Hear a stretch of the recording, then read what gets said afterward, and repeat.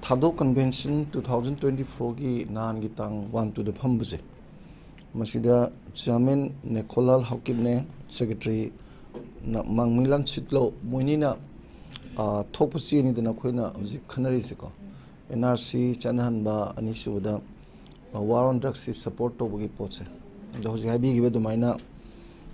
ꯇꯧꯕꯇꯕꯨ ꯔꯤꯃꯣꯠ ꯑꯦꯔꯤꯌꯥꯗ ꯂꯩꯕꯁꯤꯡꯗꯨ ꯍꯌꯦꯡ ꯇ꯭ꯔꯥꯏꯕꯦꯜꯁꯤꯡꯒꯤꯁꯤ ꯄ꯭ꯔꯣꯕ꯭ꯂꯦꯝ ꯂꯩꯇꯅꯕꯀꯣ ꯃꯥꯒꯤ ꯄꯔꯃꯅꯦꯟ ꯔꯦꯁꯤꯗꯦꯟꯁꯤꯌꯦꯜ ꯑꯗꯨꯒ ꯁꯤꯇꯤꯖꯟꯁꯤꯞꯀꯤ ꯔꯦꯀꯣꯔꯗꯇꯣ ꯑꯗꯨꯗꯤ ꯊꯝꯕꯤꯅꯕ ꯊꯝꯕꯒꯤ ꯃꯑꯣꯡꯅꯤ ꯃꯣꯏꯅ ꯄꯤꯔꯤꯁꯦꯀꯣ ꯁꯤꯗ ꯑꯩꯈꯣꯏꯗ ꯌꯥꯝꯅ ꯇꯣꯉꯥꯟꯕ ꯑꯃ ꯂꯥꯛꯏꯁꯤꯅ ꯍꯧꯖꯤꯛꯁꯦ ꯊꯥꯗꯧꯁꯦ ꯌꯥꯝꯅ ꯆꯥꯎꯕ ꯀꯥꯡꯂꯨꯞꯅꯦ ꯃꯣꯏꯒꯤꯗꯀꯣ ꯃꯦꯟꯂꯤ ꯃꯣꯏ 2,50,000 ꯑꯕꯞ ꯂꯩꯔꯝꯗꯣꯏꯅꯤ 3 lakhs ꯃꯌꯥ ꯂꯩꯗꯣꯏꯅꯤ ꯑꯗ ꯃꯣꯏꯁꯤ ꯌꯥꯝꯅ ꯉꯜꯂꯤꯉꯩꯗꯒꯤꯁꯨ ꯑꯩꯈꯣꯏꯒ ꯑꯗꯨꯝ ꯈꯨꯟꯗꯥ ꯂꯩꯇꯥꯗꯅ ꯂꯩꯃꯤꯟꯅꯔꯛꯄ ꯄꯣꯠ ꯑꯃꯅꯦ ꯏꯚꯟ ꯃꯣꯏꯒꯤ ꯉꯁꯤ ꯀꯨꯀꯤ ꯋꯥꯔ ꯑꯣꯐ ꯏꯟꯗꯤꯄꯦꯟꯗꯦꯟꯁ ꯍꯥꯏꯔꯤꯁꯤ 2017-19 ꯐꯥꯎ ꯇꯧꯕꯁꯤ ꯑꯍꯥꯟꯕ ꯊꯥꯗꯧꯒꯥꯜ ꯀꯧꯔꯝꯃꯦ ꯑꯩꯈꯣꯏ ꯃꯩꯇꯩꯅ ꯈꯣꯡꯖꯥꯏ ꯂꯥꯟ ꯃꯣꯏꯅ ꯊꯥꯗꯧꯒꯥꯜ ꯀꯣ ꯊꯥꯗꯧꯒꯥꯜ ꯍꯥꯏꯗꯤ ꯊꯥꯗꯧꯒꯤ ꯂꯥꯟ ꯍꯥꯏꯕꯅꯤ ꯑꯗ ꯀꯣꯟꯅꯪꯗ ꯑꯃꯨꯛ ꯊꯥꯗꯧ ꯈꯛꯇꯪ ꯇꯧꯔꯗꯤ ꯀꯨꯀꯤ ꯀꯣꯟꯖꯟꯗ꯭ꯔꯦꯅ ꯀꯨꯀꯤ ꯔꯦꯕꯦꯂꯤꯌꯟ ꯑꯃꯨꯛ ꯍꯥꯏꯌꯦ ꯑꯗꯩ ꯀꯣꯟꯅꯪꯗ ꯉꯁꯥꯏꯒꯤ ꯖꯧ ꯆꯤꯟ ꯀꯨꯀꯤꯒꯤ ꯃꯣꯏꯒꯤ ꯅꯦꯁꯅꯦꯂꯤꯁ ꯃꯨꯚꯃꯦꯟꯒꯤ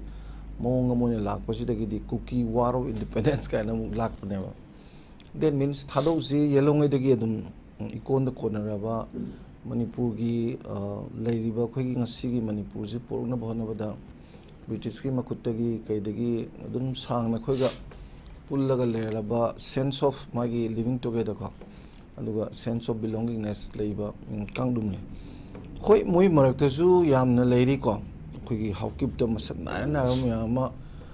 ꯍꯧꯖꯤꯛꯀꯤ ꯏꯔꯥꯡꯁꯤꯗ ꯃꯅꯤꯄꯨꯔꯗꯒꯤ ꯇꯣꯉꯥꯟꯅꯤꯡꯕ ꯃꯅꯤꯄꯨꯔꯗꯒꯤ ꯑꯩꯈꯣꯏꯒꯤ ꯂꯩꯃꯤꯟꯅꯔꯤꯕꯁꯤꯡꯁꯤꯗꯒꯤ ꯑꯥꯏꯗꯤꯌꯥ ꯑꯣꯐ ꯃꯅꯤꯄꯨꯔꯗꯒꯤ ꯁꯦꯠꯇꯠꯅꯤꯡꯕ ꯀꯥꯡꯕꯨꯁꯨ ꯌꯥꯝ ꯂꯩ ꯃꯗꯨꯅ ꯃꯣꯏꯅ ꯑꯃꯨꯛ ꯍꯧꯖꯤꯛ ꯂꯩꯔꯤꯁꯤꯗ ꯃꯣꯏꯅ ꯀꯨꯀꯤ ꯁꯨꯄꯔꯤꯌꯣꯔꯤꯇꯤ ꯍꯥꯏ ꯀꯨꯀꯤꯒꯤ ꯖꯧ ꯆꯤꯟ ꯀꯨꯀꯤꯒꯤ ꯃꯣꯏꯒꯤ ꯅꯦꯁꯅꯦꯂꯤꯁ ꯃꯨꯚꯃꯦꯟꯁꯤꯗ ꯁꯄꯣꯔꯠ ꯇꯧꯕ ꯀꯥꯡꯕꯨ ꯃꯌꯥꯝꯁꯨ ꯂꯩꯕ ꯑꯗꯨꯒꯨꯝꯕꯒ ꯌꯦꯡꯅꯔꯀꯥꯟꯗꯗꯤ ꯑꯩꯈꯣꯏꯗꯁꯨ it's very difficult to understand ina haidaba yadaba matangsu laiko adubu sida moina thambirisi it is for national interest NRC losinba gaise it's national interest na khoi su phaidana aduga citizenship eduju sengna khangbai potu ju phai maramdi indigenous people's right to phajana mentana demarcation tawraga thamba ko identify tawgi mongne kaino da that is for welfare of the people ni aduga interest of the indigenous people never madu yam focus am fazan tawi moina moigi huziki conclaves de ko aduna aina khanjabada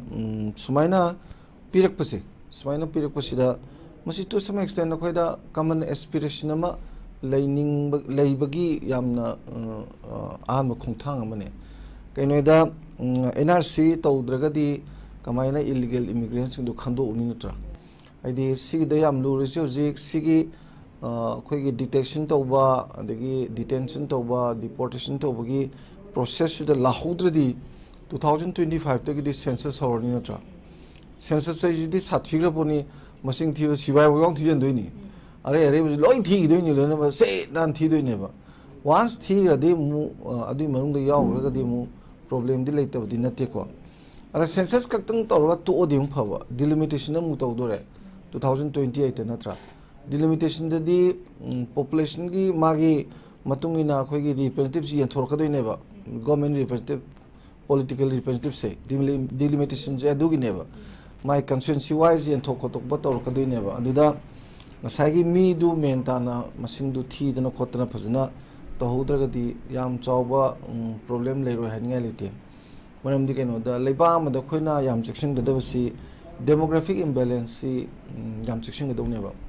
maramdi mongonda demographic imbalance da economy yauri adegidi political yauri ka social yauri economy yauri de keno da laiba mitop singduna lei sandana degi low ugidana pochai thadana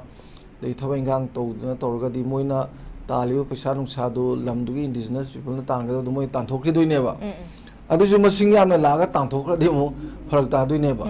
ade political zumi masing yamnina moi ju vote ka lepaga sit ka do yang kalaga di masing yamina lengak pani na ko thangnaba notice lamate de tripura daga tawriba sum uidana khoina even हजिसे झारखंड की problem लेरमने अदुना सिगी मयाम जिंग सुमाई तौबसिसु अखोइदा लाओय हानिंगे लेतबनिना सिगी डेमोग्राफी इम्बैलेंस ओइरकदा पोसिडी याम चेक्सलव फैबा अदुदा मसी कंसर्न ओरिजि कना कना नोदा लमजिदा येलोंग ngैदगी लेजरकपमी अदगिदी लमजिदा याम नंगलिंगैदगी लाकपा लमदमसिगी मियामगा पुंजननग्रबा एसिमुलेट तौग्रबको मोइसिंगदुदी सोइदना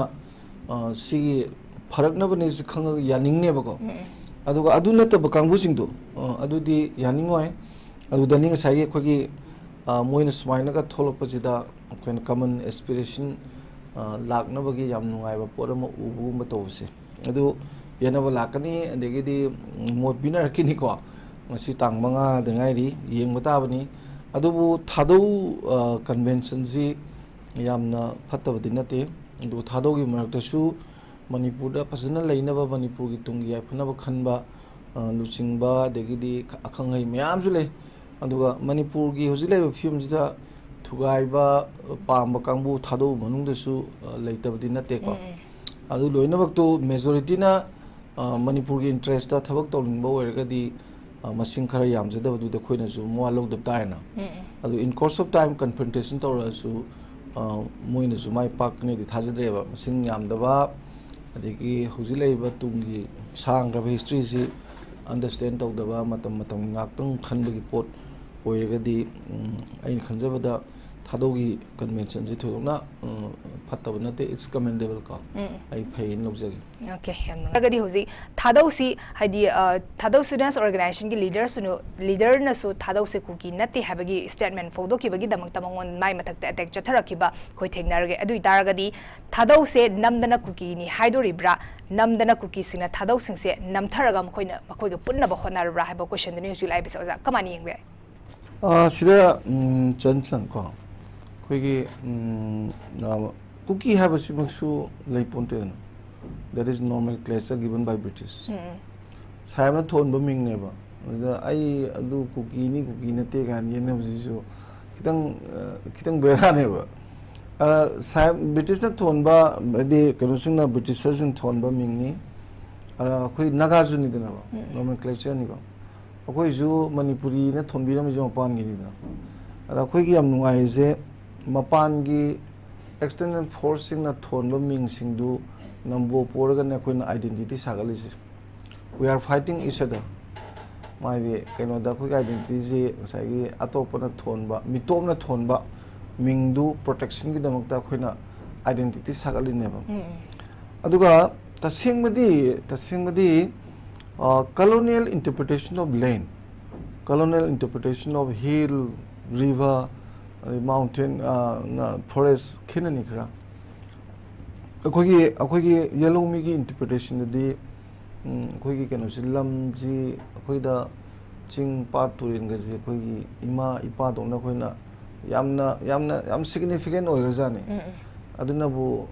इमानी इपानी गाइन हाइसे अरे उपाल मैम गजे अखोइना अखोगी इमुंग मनुंगी फैमिली मेंबर्स दोना लोइ उजाने अखोई इंडिजिनस पीपल की interpretation of the resource and land से अदुना ने मालम गो ने इंडिजिनस पीपल सिंग माइ लम सोप याद्रिस अद द सेम थिंग अखोइसु आइडिया ऑफ मणिपुर ना लेसी सही खरगी वा नते दना को से मसिंग थीबंग हमदब सही देगी नेबल लाइसे को अदुजु थुगाई ngam ponte अनब्रेकेबल को अद मसिद threaten तौबसिदी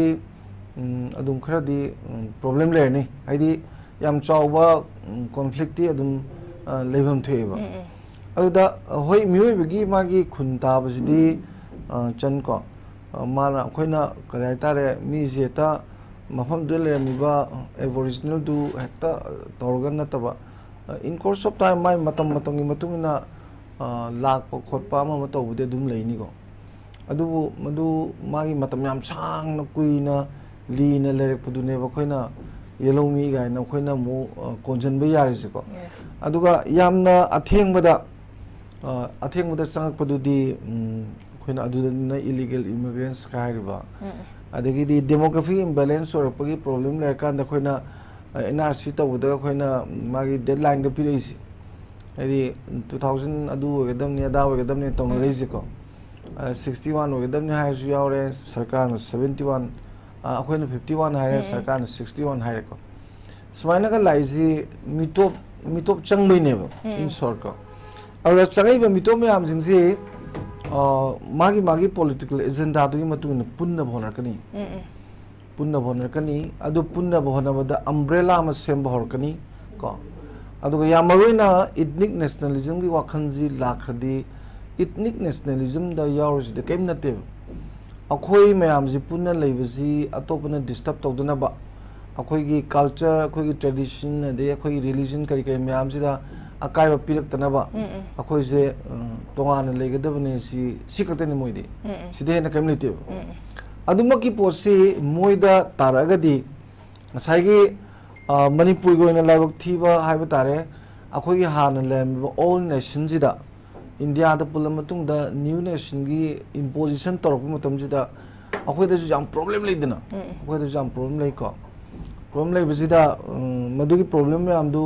confrontation tongna na bu hona bo adai laiba magi anuba system jigi political system jita khoi je chang na bo hona bada as a acta walk to na bo hona bo akhoi da problem di mayam amadi laib ko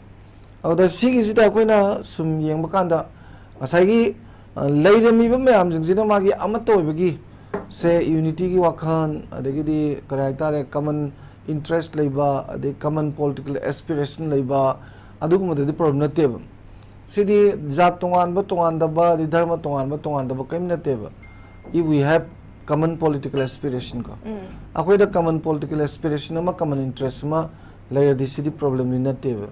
auda kwai digi maru ba yam chauna madugi mau khangu dom lai sina value sharing have sina lamma ma sagalak matam da lamdugi miyam na kaunadri masi kaim bogi na te ba value sharing tor pai ni ba se matam da singi sinau singa tamgi sinau singa ani gi magi symbiotic relationship ka le misi yam tangma pot amane ba kaung na ba san te ba ngai semba gai ji adu miyam dugi leigri ba mai bonding do adu uhouda ba hai tare adu khangouda ba adu gi relationship to understand tauda ba aduga symbiotic relationship ni ga ji khangouda ba adugumba miduna di is nothing and thugai ning bi wakan khan laga thugai ge ka ju khan bada mongondo without any hesitation nungai ta kem poiba aduga mongondo di kari hai doino adugumba gi tangra mari du makoi da di leibjan te ba aduga adugumba mari lehoba ade value sharing torok pa ko kana na bu thaina akoi gi afaba kogi akhangai myam jina mot pibada even Constantina iba magi Meru the mountain do adama hai there is no valley without hill and there is no hills without valley hill valley relationship to ngalingai gi symbiotic relationship to understand to bugi neba aduna neba koi punna kumai phiong kari saruk yadana khotana mama loi tormi myam jin ko ada adudagi thaidoga adagi thaidoga masi eta thugairage it's nothing si bonding si kaim nate gan khanba adagi di adu ate moki nate ba maduda dum khange ba who are them in a question taw kanda hojiki haiba relationship hojiki haiba magi hogi bagi yamna chet khraba langla myam du khangdaba mi ngaktana adumai laga adumai tawbune ba adai dane ba khoina yam chawba mungna ba machangi haije masi mungna da bagya ponte ba si confrontation to da ponte aruda madu to haudragadi akhoi gi su hojiki magi idea of manipur du loire dena ko ada adugi ngak sena bagi demak ta khoina adui confrontation to na ba khona ba adu da ne bo jilai ba keno sing se ko ada sida amuk yeng ba ya ba sina khoina keno se khoi gi kare hai tare se hoji inong no no pusalaga laduma na ga ta September ga mari du da America gi keno sida mana maroina Indiana police mana ngang mu daga khoigi 𝗟𝗔𝗜𝗦𝗛𝗥 gi tongan balam magi jelengam gumba moina jawgam gumba ga haiba ga du yamna oithokpa yabagi mong daga lam ahum jida akhoi kanglup sing tongan leigrabji it's completely unjust ka hairisi aidi tongan ba government na tongan balam da akhoi gi same community ji swai to buji nuai te masi punjal lakani aduga under one karaita government amai makhada akhoi lerkani ga na mana hairisi mana si hairisi yam pong na hairisi aidi India da su mangi January mari da prime minister wari sab da suma thammi ko ada si gi ga thamai si yam chambana te ba chambana te di hojiki thugai budo hojiki thugai budu gi manung da sine ju khoi gi wakhalon ma pi ni mayam ji da aduga oithokpa yabagi possibility ga lehanbagi mong ga pi ne ba aduda mu USA ga mu pusalai ne ba USA da magi khoi gi Bangladesh ki che maroina Islamic dharma chatpa Southeast Asia ki Buddhist chatpa India ki Hindu chatpa si marak sida Christian state purely ama form to jimana pami adun funding to kholi yam naksana na chatli gaina tori mi yam jingse yamna akhoi da di loina bak se challenges ni and threat ne adu masi mayam jingse yengjaraga aina khanjabada di san akhoi si hojik se karigumba tasengna thadogi kangbu da su hoi cookie superiority da madugi umbrella da consen buju yarongani aduna tabuju yarongani aduga chingi leiba ichinau mayam ji akhoi na su loina bak se ta phatre gaina lowi yaroi manipur haiba manipur ji sagalana bhona bada moigi contribution jaudi habi yaroi history gi ayamba saruk ta su any movement do gera land do gera ama do gera moi su contribution leitab di natte datra awda simaina akhoi apun bagi posi sagalaga han gi manipur do madu tek ta kaidna thamning bagi wakhalon leidana lakpa mayam york pa jingse masidi akhoi na su welcome to do ne ba aduga madugi wakhalon du yamaga ne ba khoina ngasagi tongan lening ba tongan khanba kangbu jing du masing sum hadaraga di sagi idea manipur ju kanba ngambagi polleidina ada moiro aina lusilapus da haining se akhoi myam jing se amaga smaina khaidok khaijin adu ada sigi confrontation ji karim ta kanaroi si tasal je ko this tasal is useless at all see it's not commendable at all kariginoida aina khanjabada di akhoi phadoi se let us live together and let us grow together let us develop together and let us fight whatever that is against the deviation of the willingness of the masses gaina akhoi the idea ga laga pullaga ga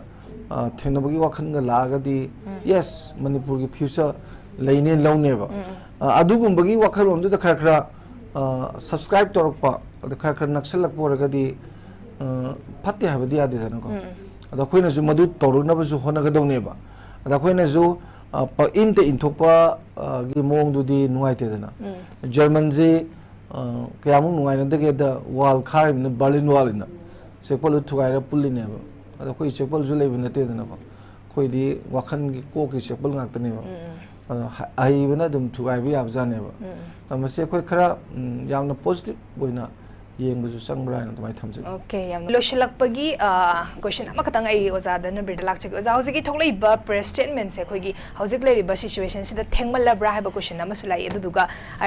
hari ba thoklei ba statement thadok sinam khoi je kuki na te ha ba statement ama tholok pasina khoi gi government ki policy program da khoi support to ha na tholok ba statement sina khoi gi hojik thoklei ba ongoing crisis sigi solution ama purak na ba khona ba da way ama oigadra ba question ni tendang na loshilak ba thambi oza question dugi pakumse sagi tholei bajida we mo egadra habajida sagi mungna baisi mungna bakanda animakki mage de mungna bada sumungna dra lakrana confrontation se adu lakhibuda adugi maikai either east of the side ko nakala madagi oro amadagi oro khara karani mungnari bedu nataba kitang changjal pa ya pot ama thamak paise adum afo pot amne ba maram di conflict loina baksi resolve to bukanda akoi gi interest compromise dum to ba akoi gi lamma pi da su ya roi adagi di akoi na pami posi to da su ya roi haira ba kangbu du le ga di stalemate dum moine ba adi conflict se dum lep tra leine ba solve to ngam ba aduga mai pa makra handongna radi si some sort of sagi thadau kambujing manung da mai compromise to bugum ne in short compromise to bahai ga drana to interest moi gi thadau punamaki interest to मोइना बुदी represent तौरिनी को ngasa koi panagi mi myam leader myam leidana interest to compromise tawdo myam su leidana adu natana compromise tawgi pot lakpani na ko compromise makte haina de khoina conflict di sacrifice taw bai each of the group should sacrifice their own interest in order to bring compromise line na adugi compromise line lakna bagi amani ena dmai thamse okay yam nungai se